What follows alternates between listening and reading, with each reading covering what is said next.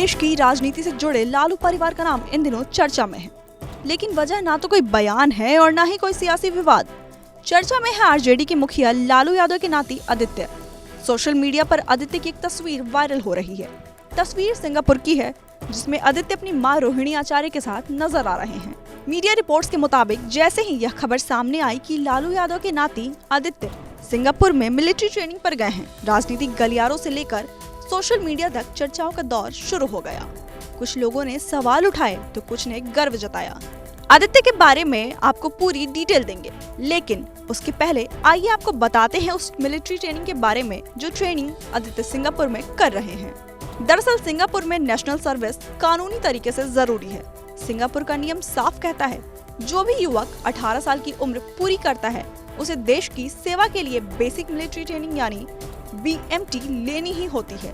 ये नियम सिर्फ सिंगापुर के नागरिकों पर ही नहीं, बल्कि दूसरी पीढ़ी के अस्थायी निवासियों पर भी लागू होता है। ये कोई आम ट्रेनिंग नहीं है।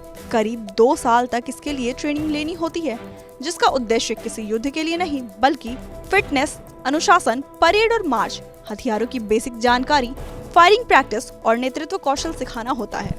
यानी ये ट्रेनिंग एक अनुशासित और जिम्मेदार नागरिक तैयार करने की प्रक्रिया है।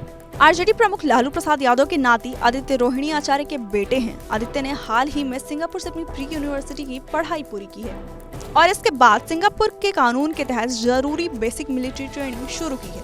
ट्रेनिंग पूरी होने के बाद युवाओं को सेना, नौसेना, वायुसेना या सहायक यूनिट्स में तैनात किया जाता है। इसका मकसद है देश की सुरक्षा के लिए हर नागरिक को तैयार रखना।